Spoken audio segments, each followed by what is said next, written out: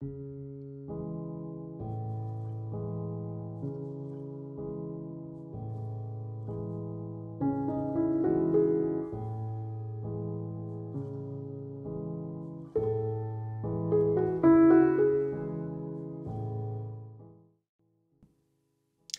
everyone and welcome back to the channel. Sorry this video took so long to put out, but it is a very long one. So hopefully you guys enjoy it. I had a lot of fun researching these cases. I live kind of close to this area and I've been there many times before, so this was pretty interesting to me to research. Vermont is a beautiful and mountainous area of New England. Much of Vermont features the Appalachian mountain chain, which are some of the oldest mountains in the entire world. These mountains were formed roughly 480 million years ago, and they once reached elevations closer to the Rocky Mountains or the Alps before natural erosion gave them the rounded shape that they take on today. Our stories all take place inside of these old mountains. But first, I hate saying this every single video because every YouTube creator says it, but it really does help. If you could take a second to subscribe to the channel, it would really help me reach my goal of 1,000 subscribers. You have no idea how much I'd appreciate it. And speaking of ideas, I do have an idea to help with that goal. When I get to 1,000 subscribers, I will go to the Glastonbury Mountain and the surrounding forest for an extended stay. And as long as I have service, I'll live stream whatever happens out there. You guys could send suggestions for things or places I should investigate, people I should talk to, hikes I should go on to show you all the locations that we've talked about. Maybe I'll even wear a bright red jacket. And that'll make more sense to you after the video, so let's just get right into it. You see, Vermont is home to a mystery that has been speculated over since the early 20th century. An area known as the Bennington Triangle, which includes a large portion of the Green Mountain National Forest, as well as the Glastonbury Mountains.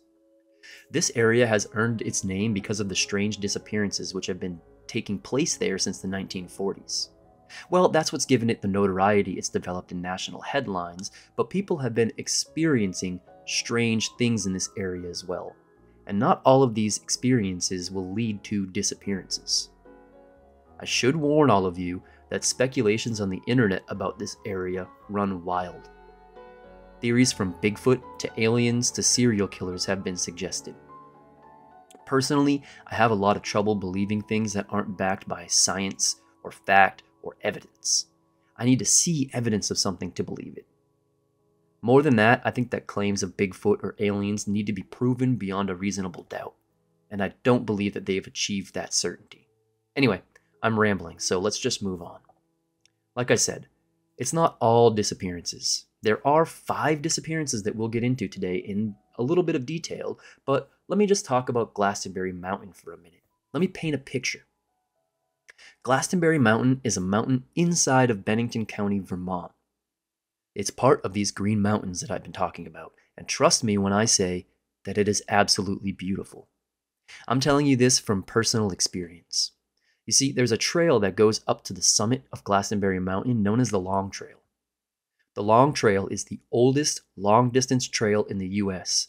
It was constructed between 1910 and 1930 and is roughly 270 miles long and spans the entire length of Vermont.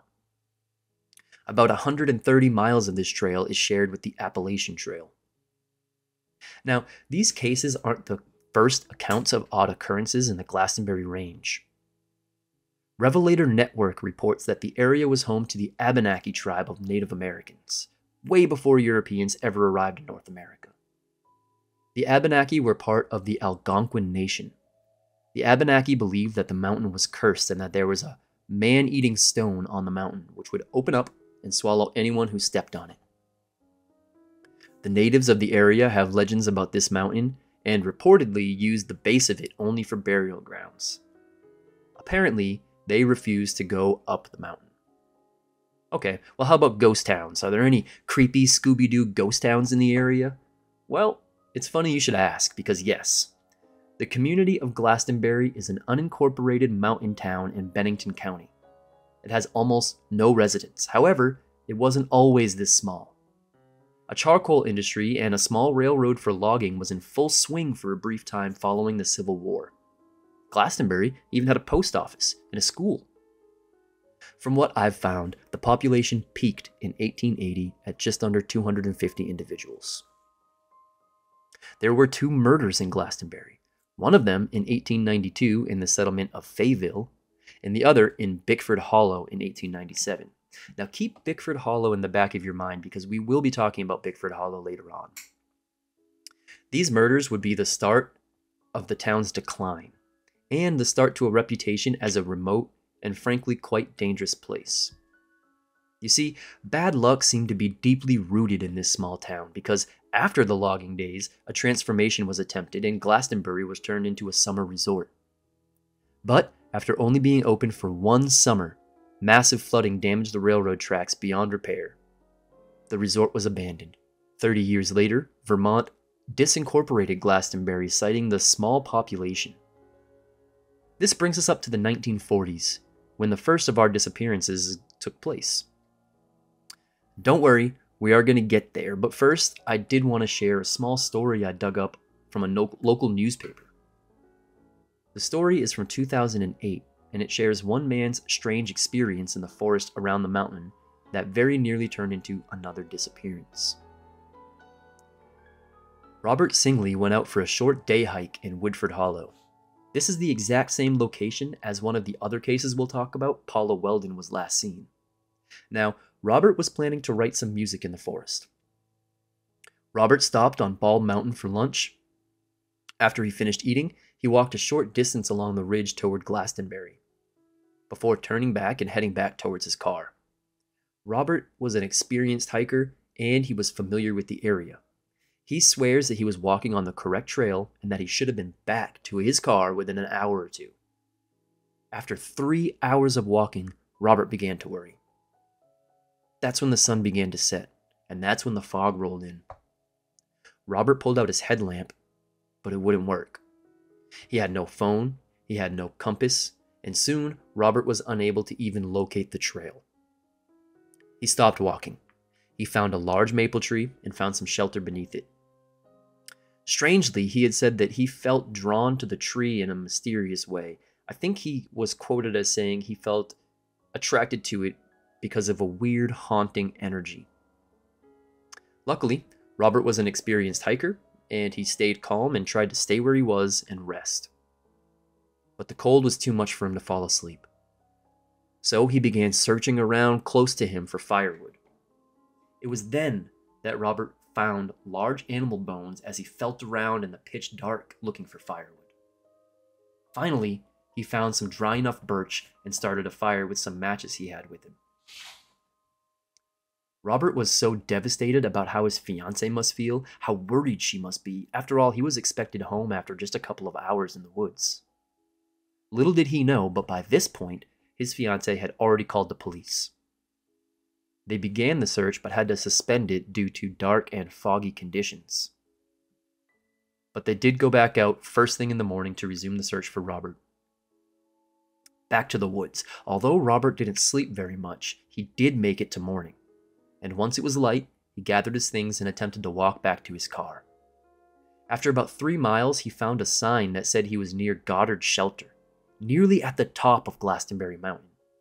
Now, Robert swears he camped no more than a quarter mile from his car, but instead he woke up 6 or 7 miles from his car, all the way in the other end of a ridge. Robert started walking back to his car because he recognized where he was now. Again, he was familiar with the area, so when he saw Goddard's shelter, he knew what direction he had to go to get back to his car. He started walking back. Soon, he passed the maple tree that he slept under. After passing that maple tree, Robert doesn't recognize the trail at all. There were trees down across the trail and rocks and boulders and things that you should have noticed as you were walking. But Robert didn't remember any of it. At 11:30 in the morning, Robert was found by Vermont State Police. However, his overnight adventure still remains a mystery to him. The Vermonter reports that an estimated 40 people have vanished in the area. Interestingly, 5 of those disappearances happened between 1945 and 1950. Okay, I hear you barking, big dog. Dale, you said we'd talk about some cases, some disappearances. Where are they? Okay. I set the stage for the strange cases we're about to talk about. So let's dig right in. Case number 1, Mitty Rivers, missing 1945. Mitty Rivers was a 74-year-old veteran woodsman who was lost in Bickford Hollow. Remember, we talked about Bickford Hollow earlier. One of the murders in the late 1800s was committed in Bickford Hollow. Anyway, in 1945, Mitty was on a hunting trip with his son-in-law as well as some others. Mitty was about 5 foot 6 inches tall and weighed around 130 pounds, which is about 59 kilograms. Mitty left the Lozon hunting camp at 7:30 on Monday morning, accompanied by his son-in-law Joe Lozon Jr. They traveled together to the forks where they separated. Mitty stated that he was only going to go a short distance and that he would be back to camp for lunch. When Mitty hadn't come back by 3 p.m., the rest of the hunting party went out looking for him.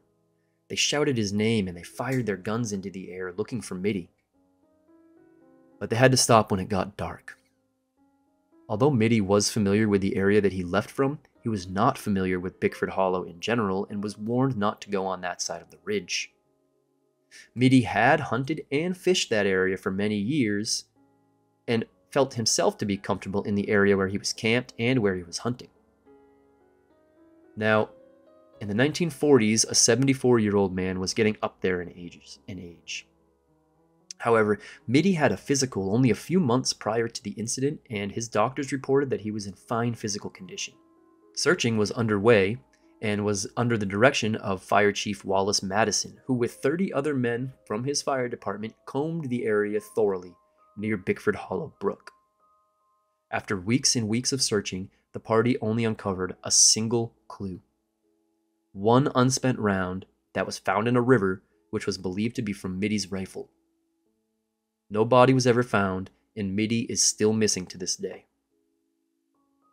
Case number 2, Paula Weldon, missing 1946. Paula Jean Weldon remains one of the most well-known disappearances in the entire series of missing person cases that we are going to be talking about. This case played a significant role in the formation of the Vermont State Police. This is true because when the groups were searching for Paula, they were not communicating with each other in the best way. So they would oftentimes search areas that have already been searched and double down and waste a lot of precious time and energy searching areas that have already been searched. So because of this, the state of Vermont developed a state police department which would help coordinate search efforts in the future. Anyway, while this case has gone cold, theories surrounding the case have continued to gain traction. Paula was the eldest of 4 daughters born to William Archibald Weldon and Jean Douglas. She was a well-rounded individual, growing up in a loving home. At the time of her disappearance, Paula was a sophomore at Bennington College, studying art, specifically watercolors and sketching. She also had a part-time job as a waitress. In her free time, she enjoyed swimming and hiking.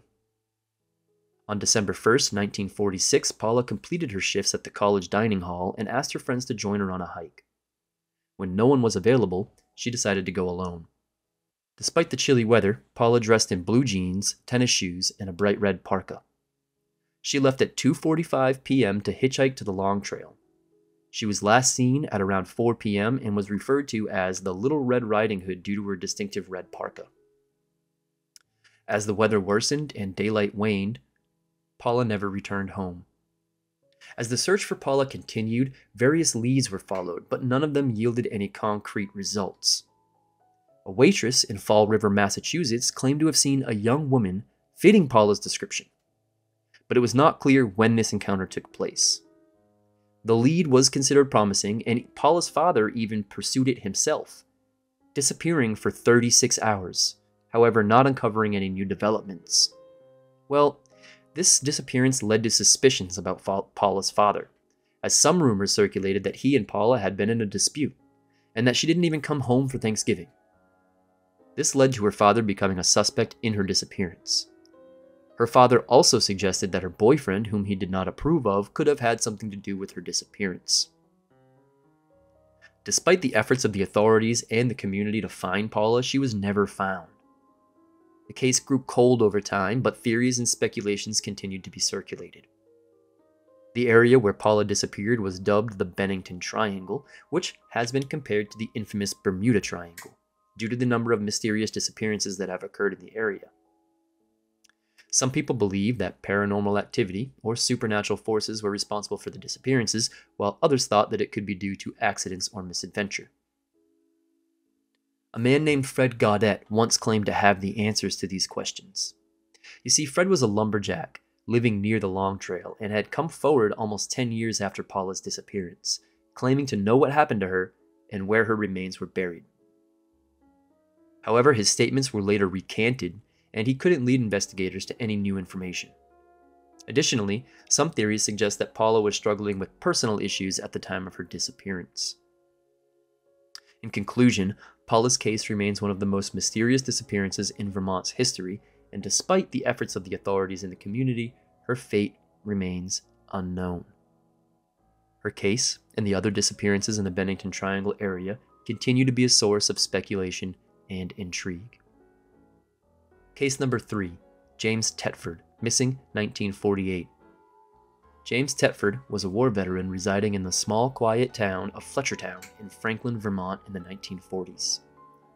He had a quiet and content life with his wife, Pearl Tetford. To most, they seemed like a normal, unassuming couple. However, things would begin to get strange when World War II came looming on the horizon and Tetford went off for a second tour of duty. When he left, things between himself and Pearl had been good, with no known problems between the two, so he would have no reason to think that he wouldn't be able to return after the war and pick up his happy life where he had left off. However, this was not meant to be.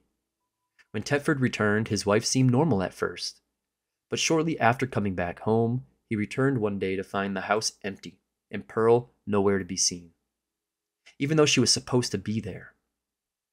The house was completely in order, and there was even a meal that was out that she had been preparing.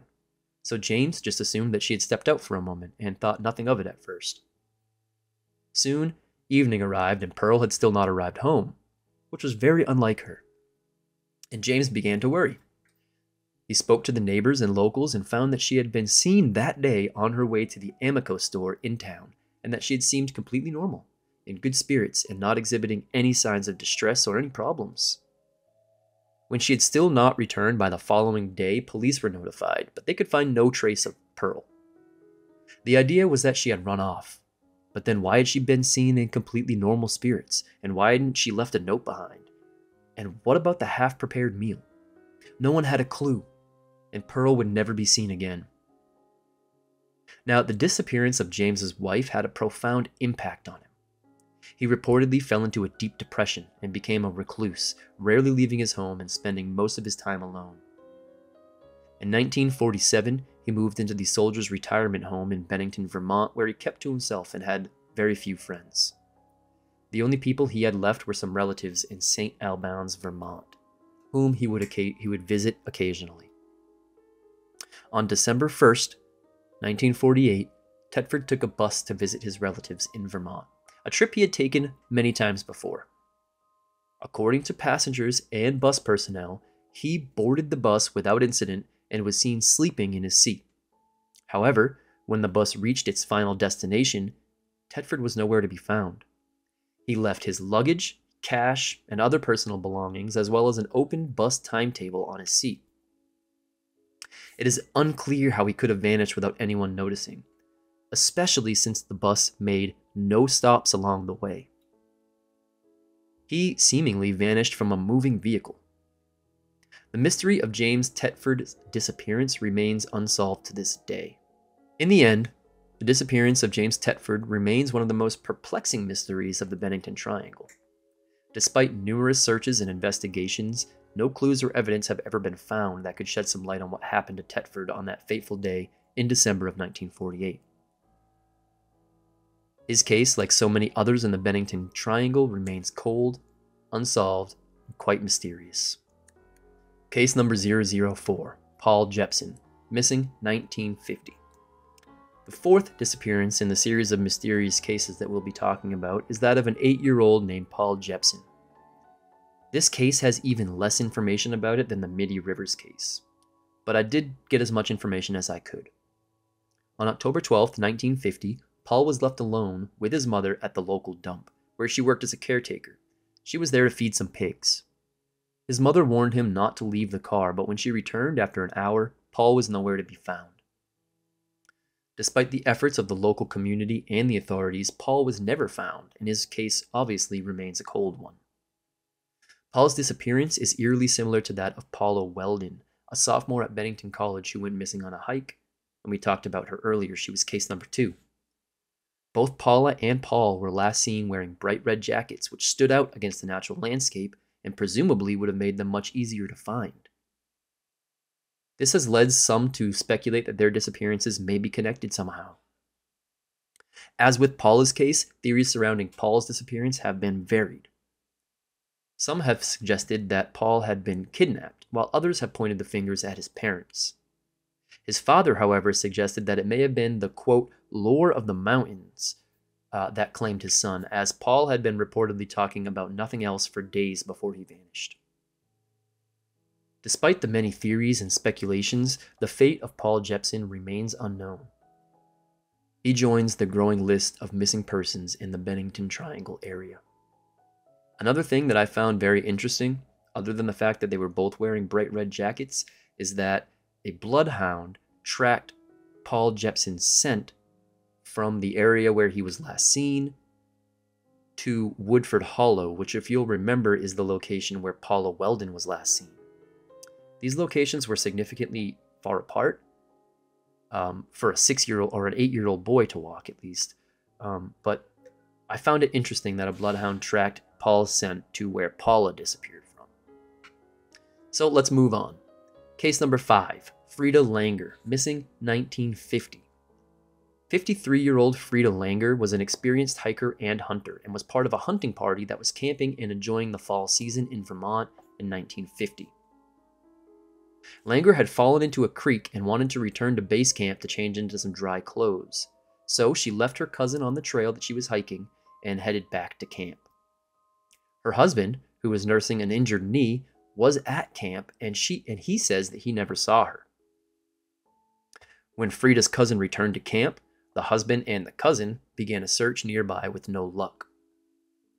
Langer wasn't seen until her remains were found not far away from the long trail 6 months later. Her body was too badly decomposed to determine the cause of death, especially considering the limits of police technology 70 years ago. What was extremely odd about finding Langer's remains, however, was that her body was found in an area that had been searched thoroughly several times. The search for Langer was extensive, but no clues had ever been found. Her family and friends were devastated by her disappearance and also the lack of answers.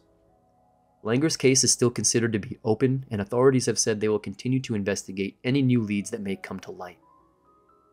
The disappearances of Frida Langer and the others in the Bennington area have left a sense of unease among the local residents and the authorities.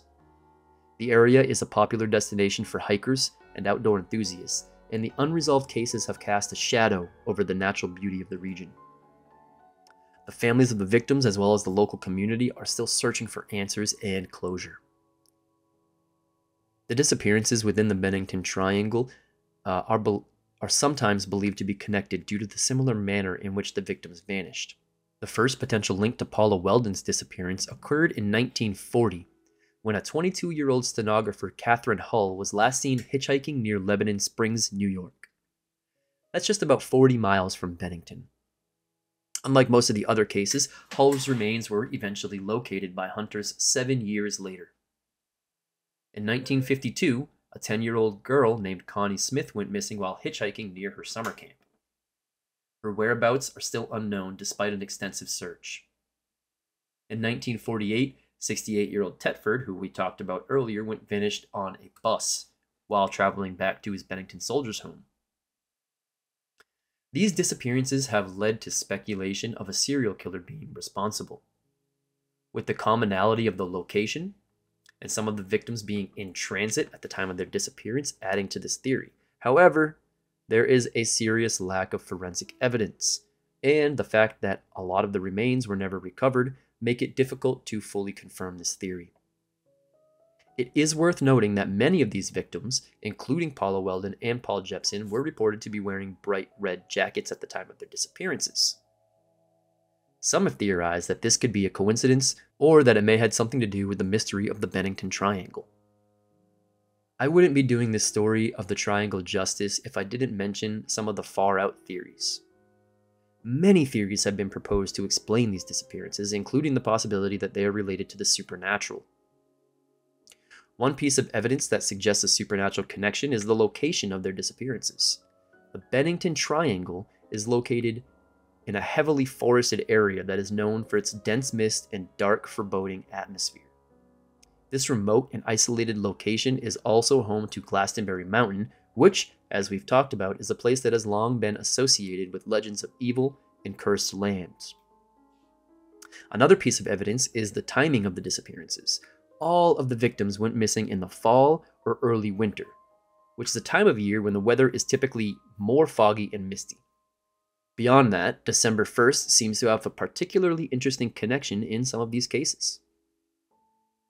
This coincides with the belief of the Native American tribes that the evil forces of the mountain were at their strongest during this time of year.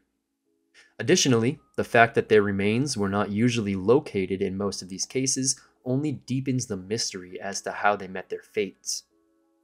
It makes it difficult to explain their disappearances in a logical or scientific manner, and this has led some to believe that the victims were taken by some sort of otherworldly force.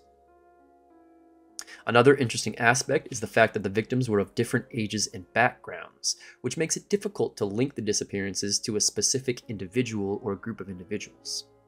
This aspect is consistent with supernatural explanations that suggest that the disappearances were caused by some kind of malevolent force that is indiscriminate in its victims. In conclusion, while there is no concrete evidence to prove that the Bennington Triangle disappearances are related to the supernatural, there are several pieces of circumstantial evidence that suggest this possibility. The location, the timing, the lack of remains of the victims, as well as the diversity of the victims, all point to the possibility that something we don't understand was at play in these mysterious disappearances. So what do I think happened in Glastonbury? Well, I think that it's very easy to get lost in the woods.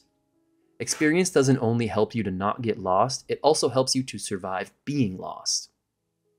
When you're in the woods all look the same, and the only real reason we don't get lost in the woods is because of the trail we're following. If you stray off that trail for any reason, you may be in trouble. I personally have followed game trails that I thought were a human trail that led nowhere, and turned out to take me far off my intended track. Listen, the woods in this area of Vermont are big and cold and rugged, and it wouldn't be hard to get lost, get injured, and panic. In fact, I have a personal story I'd like to share with all of you that nearly led to my own need for search and rescue. As you all know, I spent a significant amount of time in the forest in 2018. I hiked the Appalachian Trail. That's another long trail in the US that runs from the southern state of Georgia back to my home state of Maine in the tip-top northeast. It's roughly 2,100 miles long and runs along the Appalachian mountain chain, which does include this area of Vermont. My story takes place in Vermont. I don't remember exactly where. I hadn't heard of the Bennington Triangle at the time, so this area wasn't like particularly eerie to me or anything. Anyway, I feel like I just need to explain a couple of things about long distance hiking before I continue the story. You see, one of the most asked questions, to me at least, about long distance hiking is how do you go to the bathroom? Don't worry, I promise this connects to the story. Okay, so without getting into too much details, when you need to go to the bathroom, you dig a small hole, you do your business, and you bury it. So in order to have easy access to these materials you need when nature calls, most hikers keep a small Ziploc bag with a small digging utensil, kind of like a handheld spade, toilet paper, and hand sanitizer, because unfortunately, washing your hands with soap and water isn't always an option in the woods. Anyway, I kept this bathroom bag in a fanny pack while I hiked. It was convenient to have access to some of these items like my phone, my battery charger, my bathroom bag, right on my hip without having to open up my pack. Okay, so let's get back to the morning in question. It was getting colder in Vermont. It was maybe early September, And after taking my tent down and eating a quick breakfast, the fog started to roll in. Now, it was nothing crazy. It wasn't so thick you couldn't see. It was just enough to deafen the noises and make the forest seem quiet. Well, I needed to go to the bathroom before we left camp, so I grabbed my fanny pack and headed out the woods as far enough away from camp so that I wouldn't bother anybody in camp. After I was finished, I was heading back and I saw a deer, and he was pretty close to me. We noticed each other. We looked at each other in the eyes, and he didn't even really seem to mind that I was there. It's like he knew that I wasn't there to hurt him. I'd say maybe he was 50 feet away from me, and he just kept on eating some clover. I thought to myself, I wonder if this deer would let me pet him. Now, I know it's a stupid thing to do. Leave no trace, don't interact with wildlife. These are aspects of hiking that I take very seriously. But it was so perfect. The fog was setting the scene, and I'm on the adventure of my life, so I want to pet this deer. I walk towards him, and he lets me get within like maybe 15 feet.